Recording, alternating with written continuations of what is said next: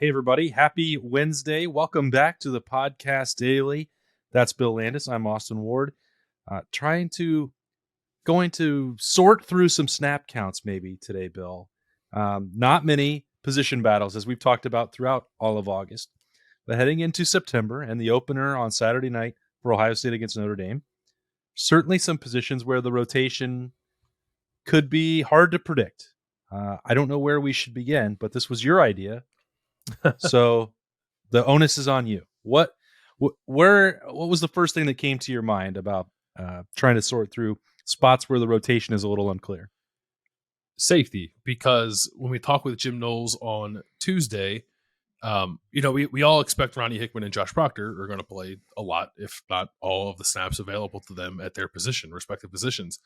But then Jim Knowles was asked specifically, like, who's a guy who you weren't thinking much about in the spring, who's like suddenly is part of the plan. And he said Lathan Ransom, which again is not surprising to hear because we've been talking about him all summer. But then also too, like Jim Knowles, I thought last week or the last time we talked to him before Tuesday, not so subtly hinted at the idea that Court Williams is going to get a lot of play against Notre Dame because of the matchup with Michael Mayer. And while I know this is a safety-driven defense, I believe they're only going to have 3 out there. And it seems like they have at least 4 at the moment that Jim Knowles feels pretty good about putting into the game. And I'm having a hard time, actually 5, I guess. I forgot about Tanner McAllister and probably should have mentioned Cameron Martinez in there too. Yeah. I'm having a hard time at the moment figuring out which 3 are going to play the most, or like what kind of stuff we're going to see from that position on Saturday against Notre Dame. Has safety-driven defense been trademarked yet? It needs to be, because it was said about 17 times during Jim Knowles' press conference, and not once by him. No. There's 2 things going on. We need to print up the T-shirts. If this defense actually plays up to its standards, everyone's going to want a safety-driven defense T-shirt. And secondly, the next time that Jim Knowles is available, I think you need to prepare yourself for a drinking game. That every time he's asked about a safety-driven defense, you have to take a shot. You might die. Maybe you shouldn't do that. Maybe just go with beer or White Claw, or maybe wine, but don't do hard liquor. You'll definitely die. Yeah, you'll get nice and sauced up by 12:45 on a Tuesday afternoon, which we all love. I think we're all in favor of that. Well, I guess if he comes out post game on Saturday night and the safety-driven defense has a banner performance, then we could spice up the celebration maybe for Ohio State fans if that's the case, and have a drinking game around midnight. We will not be. We will be grinding away doing videos and stories. But yeah, Ohio State fans, by all means, have yourself a nice safety-driven Saturday night. Okay, you wanted to have a serious conversation about those safeties and the number of snaps. I think the Court Williams factor is intriguing. These teams that want to run the ball the way Marcus Freeman is saying he wants to on Saturday night, I think that lends itself to one of those bigger personnel groupings that you've talked about and written about before with Court Williams, that he's playing the hybrid position and functioning as something of a third linebacker in the box. That also carries over to trying to defend a tight end in the passing game. Lathan Ransom can do those things as well. He doesn't always get enough credit for that. He just looks like a leaner dude, and is a leaner dude compared to Court, but he's not afraid to handle any of that responsibility as well. And the way that Ohio State coaches, players, everyone who watches practice, the way they talk about Lathan Ransom in this camp, I don't remember many players getting this amount of hype. Certainly, somebody who we thought going into camp didn't even know how much he was going to be able to play. Didn't expect maybe in January that he would play the season at all. And then there's the Tanner McAllister factor in that. Could he supplant him in the lineup? He's the most interesting snap count guy going into Saturday night in my mind. I think so too. I think for a long time, if we thought that Tanner McAllister's job at some point, and I almost feel bad, like I feel like we're writing him off already. He hasn't even played yet for Ohio State. I think he's a good player who's going to play a lot for Ohio State and be important for them. But I think we're also expecting a couple of guys to play that nickel spot in particular. But we all thought it'd be Cameron Martinez, right? If we had to pick a guy who was eventually going to maybe kind of take the lead at that position. Well, now I think you have to include Lathan in that spot. I know when we talked to him last week, I think it was, maybe the week before, he had talked a lot about he's finally playing the deep safety, which he thinks is his more natural position, the position he came here to play. So I don't know, maybe they're not thinking of him the same way that we're thinking of him, even though he has played in the slot quite a bit, basically almost exclusively since he's been here. But I look at him as a guy who can factor in at nickel, and he can play all three spots, which helps him. But when I guess when I take in all the information that we've taken in on the safeties, I come away thinking that Ronnie Hickman, Josh Proctor, Lathan Ransom, and Court Williams are all going to play a lot, and it doesn't seem possible. So I'm having a hard time figuring out exactly what that's going to look like, and I wonder a little bit if this week in particular against Notre Dame, like I think maybe they'll want to start with Court out there because he's a bigger guy, and I think Notre Dame will want to test Ohio State's physicality by running the ball. But Court's coverage ability, I question it a little bit, or at least like maybe I need to see more of it before I start to feel really good about it. Whereas I don't question Lathan's. I think what we've seen from him in a small body of work has been pretty good, and he brings that physical edge, albeit in a smaller kind of frame, as you said. So I kind of like him more, but I would understand if they wanted to go with a guy who's more like a linebacker, especially against this kind of team. I think that's one of the most fascinating parts of this. We've never seen how Jim Knowles really would handle this for Ohio State with this caliber of personnel at his disposal. You know, if you're going to go, if you think that you have to add one more guy into the equation from the secondary, like, well, is it going to be based around the fact that you think Notre Dame's going to try and run the football, in which case you'd assume he would side with Court Williams. If you're more concerned about the passing game over the middle and Michael Mayer, well, I would think then Lathan Ransom there, but we don't know how could he change it up every snap. Maybe it seems pretty unlikely given what he's talked about at other positions, but we simply don't know because he's not coached a game at Ohio State before. Yeah. The one thing that they have said when he and Ryan Day both, when asked about like how many guys are going to play on defense, and I think the down to down rotation just sort of randomly is going to be far less prevalent on the back end of the defense than it was last year. But they always kind of went out of their way to mention, well, we have the ability to play these sub packages or maybe play some more guys situationally. So maybe you're onto something there with the idea of like Court's on the field first and second down, and then Lathan comes in as like the more of the passing down guy, but he still gives you that security. He's a pretty good run defender. I don't know. They have options. I think it's good to have options, but it's hard to figure out what that's going to look like because, as you said, Jim Knowles has never coached here before. We don't know actually how much he's going to rotate or is willing to rotate now that he's in a situation where he has much more depth at his disposal than he's had previously. We have seen Tony Alford and Ryan Day and running back rotations in the past. There's going to be one because Mayan Williams is also going to play alongside starter Travion Henderson. So how many carries do you think Mayan Williams will have, and will it be even with the workload with Travion Henderson? I don't think it'll be even. I think it maybe will be closer than most would guess. Like, not 50-50, 60-40 is probably even pushing it. Maybe like 65-35. But even that, like if you were to say like Travion Henderson is a budding superstar, I think. And if you were to tell somebody this guy's only going to get 65% of the work, I think they might look at you cross-eyed a little bit. So but I do think they think that highly of Mayan, and also want to try to keep Travion fresh for the entire season so he doesn't kind of lose steam the way he seemed to last year. So I have a feeling that they're going to try to run it a lot against Notre Dame to try to prove a point, which leads me to believe that we're going to see a lot of Mayan Williams, even if it is Travion Henderson who ultimately starts that game. I think you're probably right. I'm not sure that that's the smartest way to go approach an opener because you're not going to be a perfect version of yourself in week one, most cases. And Ohio State's most successful aspect of its offense is always going to be the passing game. Like, you have to do whatever it takes to win. And if they want to just go beat their heads out trying to run the football over and over, I think they're going to be more successful at it than they were a year ago. I'm not trying to suggest they won't be. But if you wanted to go, well, let's go 20 times with Travion Henderson and 20 times with Mayan Williams, that's a lot of touches that aren't going to Jackson Smith-Njigba or Marvin Harrison or Julian Fleming or Emeka Egbuka or even Cade Stover to maybe a lesser extent.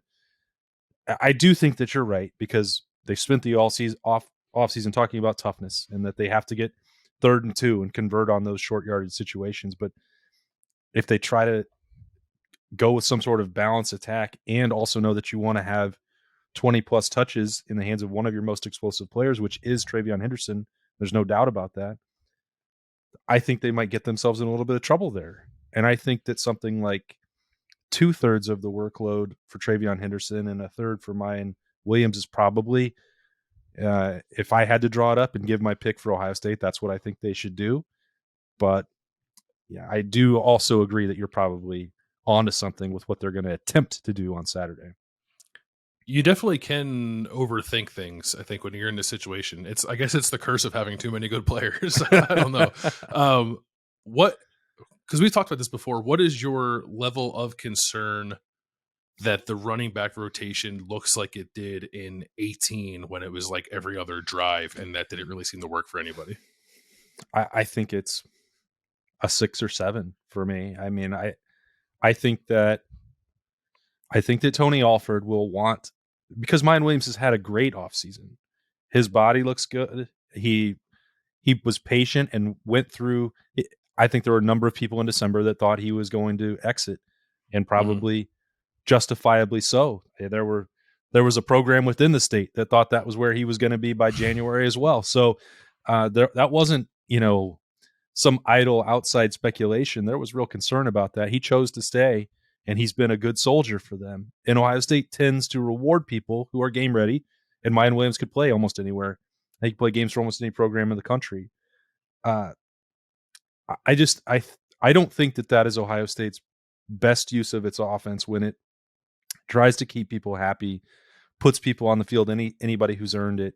I know there's good reason to do that, to keep your roster intact and contributing and everybody happy and pushing in the same direction.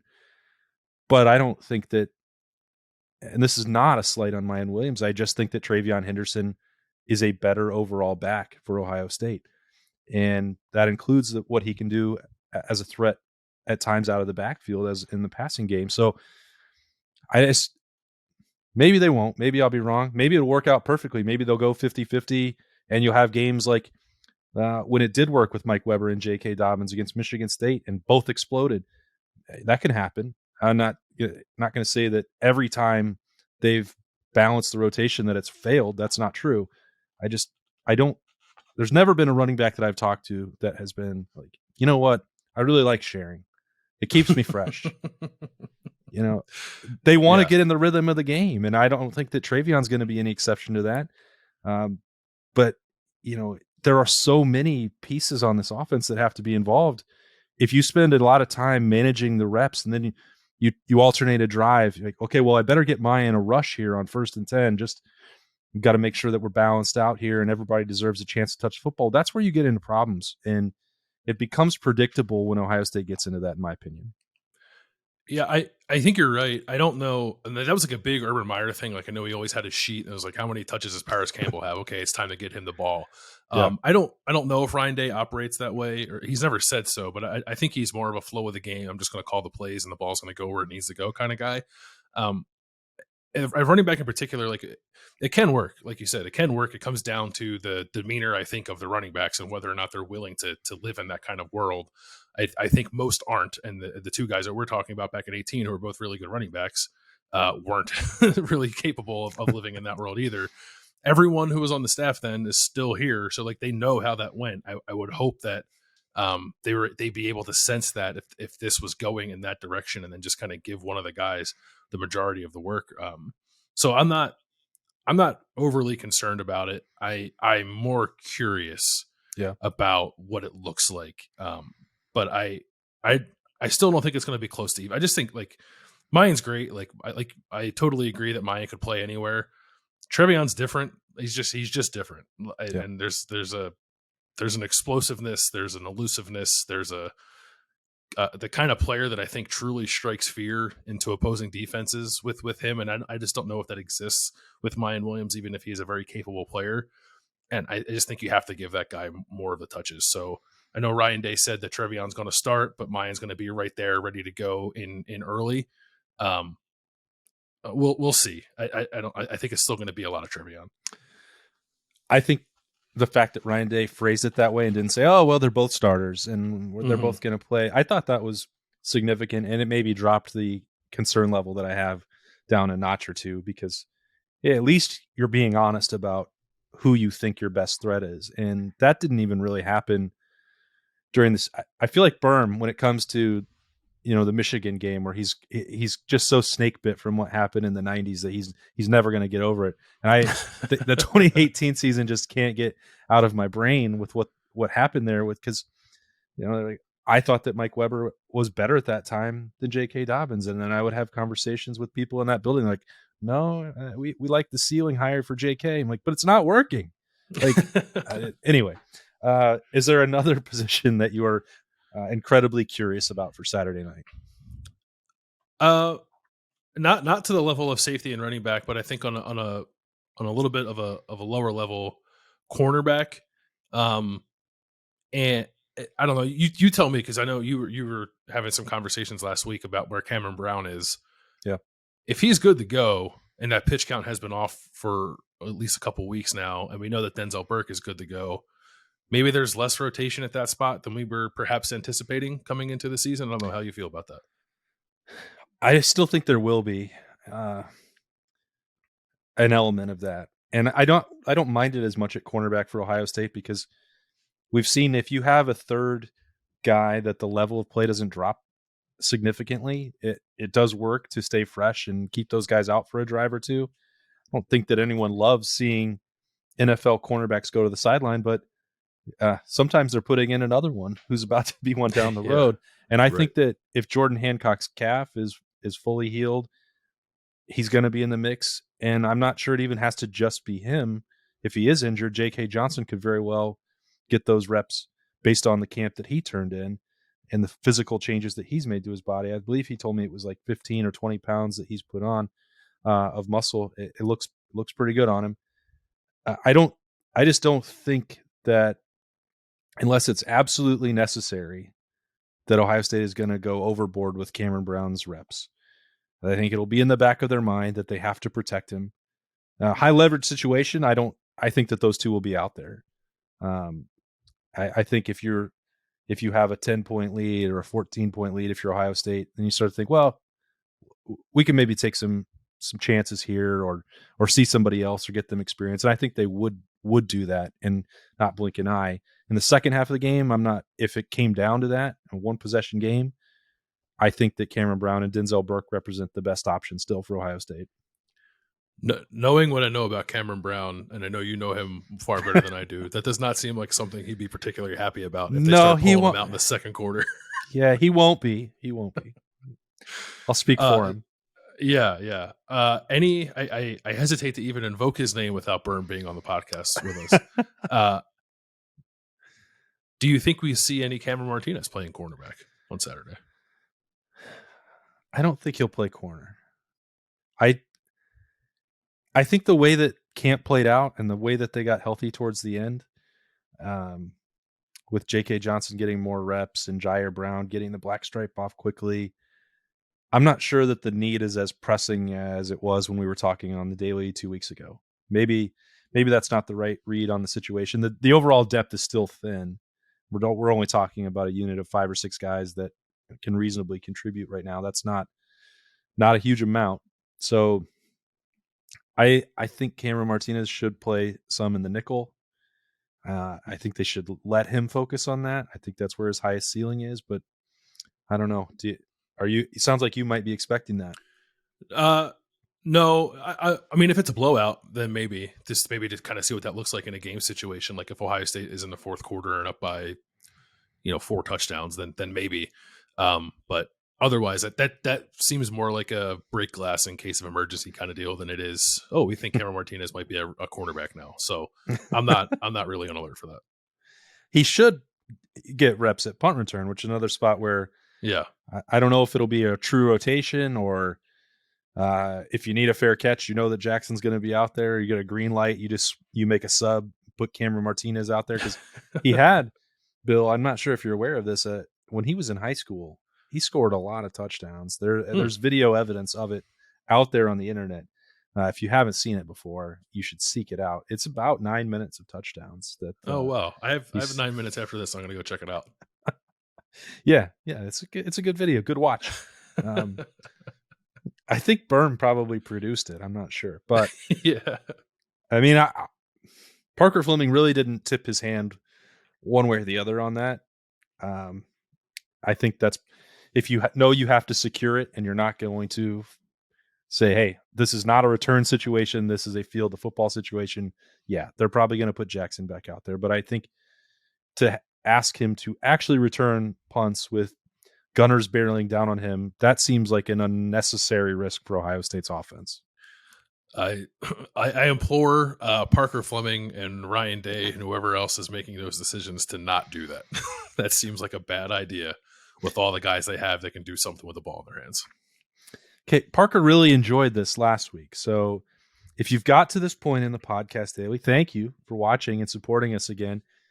Parker did notice there were 4 or 5 people. We sent you to ask for a clarification on the punt return battle, competition, or decision, and Parker Fleming took notice of the suggestions. Didn't mean that he told us what it was going to happen, but I think maybe be more forceful with it. Go to Parker at Parker Fleming _ and say, we want Cam. Cam should return punts. Don't leave him any wiggle room. Say, save Jackson for the offense. Maybe that's what it should be. Save Jackson. And then see what else he says. If this happens and then Cam does return punts against Notre Dame, I will want to test the limits of our power. Of our power. And maybe against Arkansas State, we do a little lobbying for Donovan Jackson to get a ball from his way in the red zone. But we'll see. Ooh. We'll table that for now. We'll see if the people can first get Cameron Martinez back there returning punts. Well, Kevin Wilson's Twitter account has more followers. He's more established. He used to be a head coach. I don't know if he'll read all the mentions there. Maybe Justin Fry. I don't know. They'll have to collaborate a little on that. Parker Fleming that account still isn't quite large enough. He doesn't get a ton of notifications. I think we have a chance to influence and reach out and maybe help him grow the brand. Maybe he'll be on the podcast daily next week to talk about his special teams decisions. I don't know. Probably not. But we've got to. But we've got to ask. So, people, this week's mission: go out there again, hit up Parker Fleming. Either you can choose, and I'll pay attention to what you're doing. I like to monitor it last week. You can either ask him to save Jackson and look for another option, or you can be a stronger advocate and say, we want Cam. That's up to you. Release Cam. There we go. Release Cam. Let save him Jackson. Loose on Notre Dame. Either way, right? I know Parker Fleming will enjoy it, and I'm looking forward to seeing him on Wednesday night after this episode of the Podcast Daily hits your feed. Thank you all for watching. We've got a few more episodes coming before Ohio State and Notre Dame on Saturday night. Can't wait to get there. Can't wait to get back in there for another media availability on Wednesday evening with Bill Landis and Jeremy Birmingham. For those guys, I'm Austin Ward. This has been the Podcast Daily. We'll see you Thursday.